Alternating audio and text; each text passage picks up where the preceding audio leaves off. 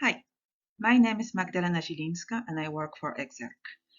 I will be presenting today a RETOLD System platform we created based on our experience in the last 4 years. So where we stand, what we have, and what we would like to share and develop further. As you might heard already a few times today, RETOLD is about documenting, digitizing, and sharing.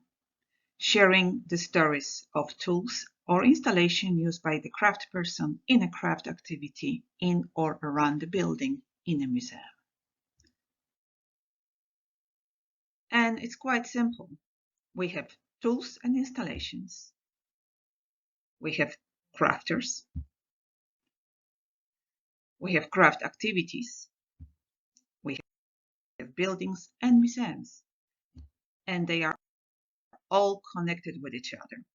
Some tools can be used by different crafters. Some crafters can do the same activity, and they can be done in the building, around the building, or in the museum.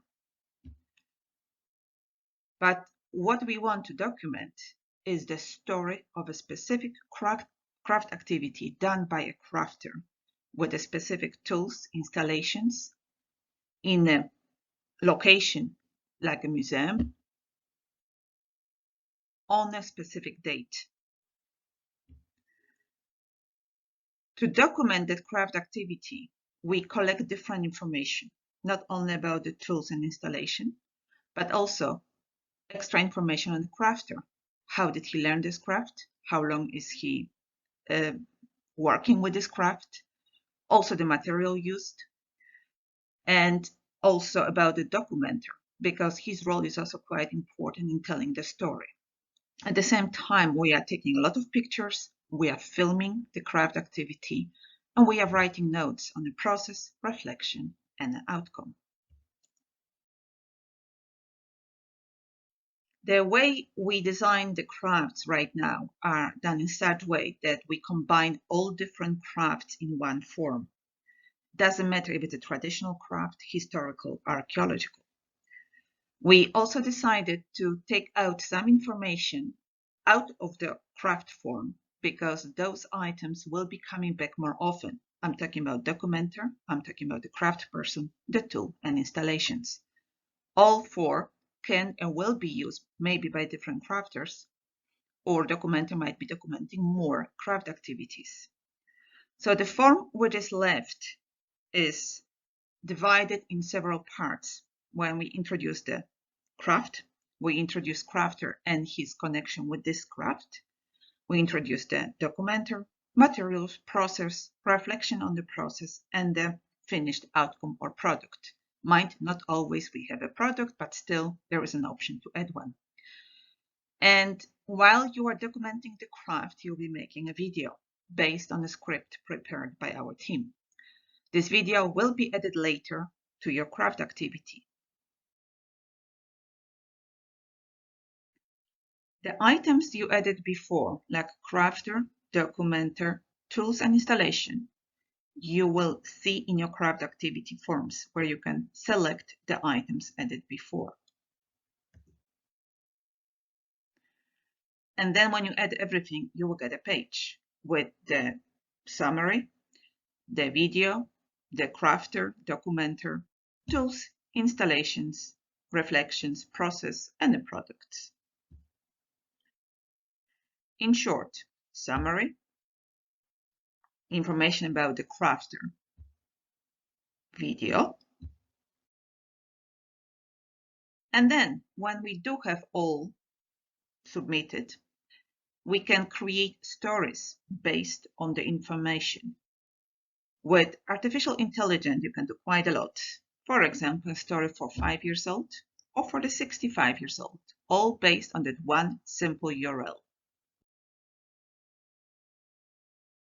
With the same information, you can also create social media posts or banners about the houses, about the crafts, and it could also be a flyer, poster, whatever printed document you would like to make. And then we are talking about buildings in a museum, which are either translocated or they're based on the remains from the excavation. And keeping in mind, the excavation could be based for more buildings, not just that one. We combine historical houses with reconstructed ones into one form. There is actually just one simple part of the form which is only for the historical houses.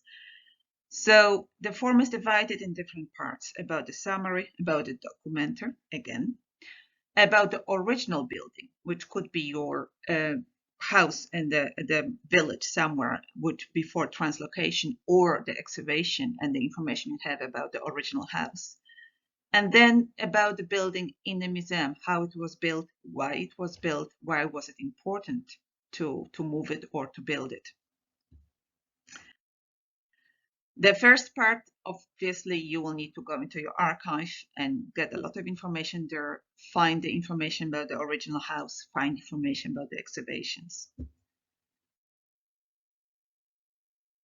And then you submit the first 7 forms about the documenter, basic facts about the house rebuilt or translocated to your museum, and how it was redone, and obviously also about the original house, location in situ, about the original house, who was living there. And then we add information about the house, which is in your museum, taking a lot of pictures and describing everything very thoroughly about the construction, about the walls, about the flooring, roof, etc., etc. As an option, we would like to include also 3D models where you can add information to it. It could be done for the maintenance purposes or for your visitors. Our goal in the past months was to remove as many open options as possible to make it easier for people to make a selection, like with type of roof, kind of material, or kind of a door. And again, when all filled in, we got information about the house, and we can add 3D model of that house, and we can add image gallery, images from your house inside or outside. The other information there is about the original building and where is it right now in the museum.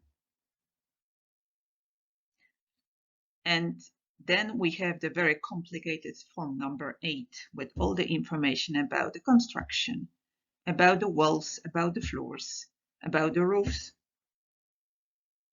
doors, fireplaces, smoke holes.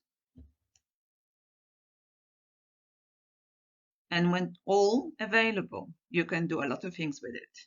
1, for example, write a good article and publish. Or create some kind of banners, flyers, folders for your visitors and stakeholders.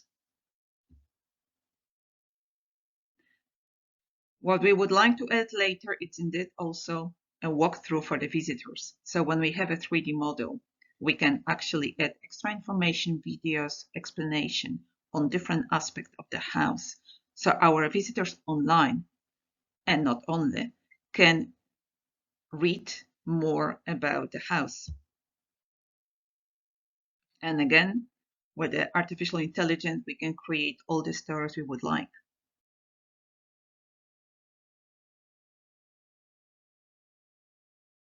What we also created was the overview page for each partner in the RETOLD program, which shows what they did, how much information they collected, and all the information is accessible through that page.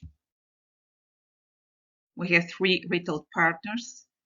This information is from 3 weeks ago, so there are more things added in meantime. So please check our website.